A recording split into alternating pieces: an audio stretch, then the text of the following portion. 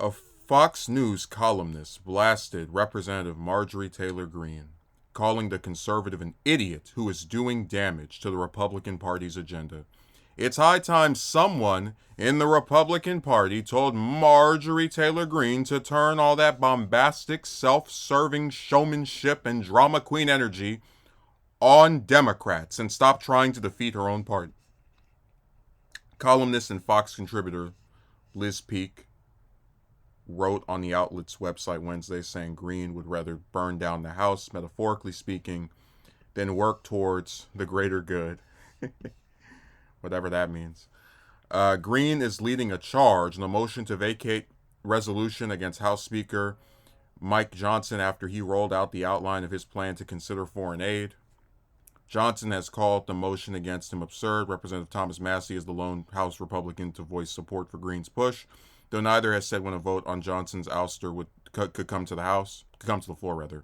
The internal squabbles of the party need to stop. If Marjorie Taylor Greene and others want to oppose aid to Ukraine or the FISA bill, they can vote against it. That's how democracy works, Peek wrote. My message to MTG, borrowing from Hillary Clinton, get over yourself. The mission today is to elect Donald Trump. It's always nice to see these people going after each other, really from all angles. And just to kind of phrase this a little bit differently, it's high time someone in the Republican Party told MTG to turn all that bombastic, self-serving showmanship and drama queen energy on Democrats. Well, there's only so much you can milk out of the other side is evil, awful. They're going to arrest all the MAGA supporters. They're trying to make us look like criminals. That can only go so far. So with a lot of Republican leadership, it's very easy for Greene in her attempts to get more eyes on herself to say, this person is not living up to President Trump's agenda, and I am his true successor in Congress, and you need to support me. Which is why she went after McCarthy and is now going after Johnson. These people are not trying to be actual lawmakers who accept that sometimes you don't get all of what you want, but you can, things can get better on down the line. You can improve things as you see fit, possibly with a larger majority in Congress at some later point. They're not interested in doing any of that. So it's easy for her. And I don't know what Massey's motivation is for supporting this. I've praised him in the past as one of the few House Republicans that actually seem to be a consistent anti-war voice.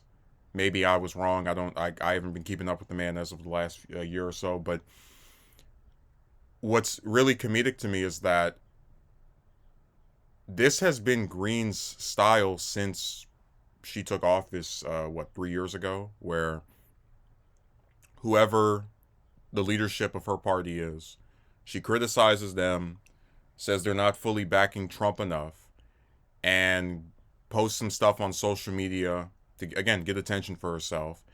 Also, let's not forget, if Johnson is vacated from his position, kicked out of his position, right, the new McCarthy 2.0, that means Greene and Massey and whoever else may end up supporting this attempt of hers to get rid of this man can then spend possibly anywhere from several days to several weeks doing nothing and collecting a paycheck.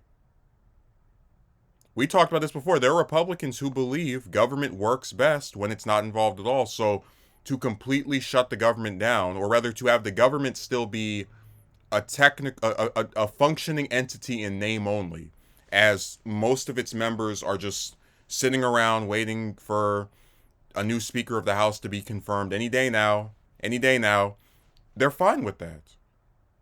It doesn't hurt their pockets. It doesn't stop their fundraising numbers. And really that's what this is about, that Greene is not going to play ball and actually try to be a lawmaker until she either loses re-election or thinks she's going to lose re-election, or people stop donating.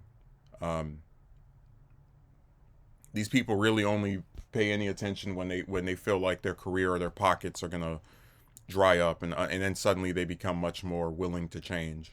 But no, so far in her super red district, it seems as if everyone is fine with this.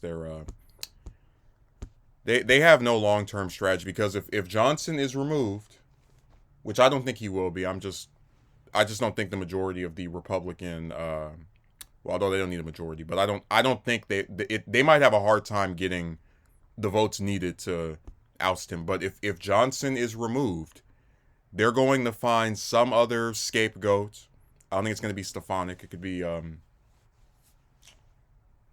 probably not Scalise either, because he was already rejected. Although I guess McCarthy was at first rejected back, was that 2014-15 when Paul Ryan took over. So who knows? Maybe they'll give him a redo. But whoever takes over after Johnson, in the event that he's kicked out, Greene will do the same thing too. She'll get mad that they're trying to work with the Democrats to not have the government just completely flatline, and then she'll go on TV. This person is not representing the interest of the MAGA party, and I think we should. And then they'll have some more eyes on them, right? Fundraising emails. Oh, give me some money so we can get rid of this horrible speaker. And then that person, it's going to turn into a complete just revolving door of speakers of the House if she gets her way.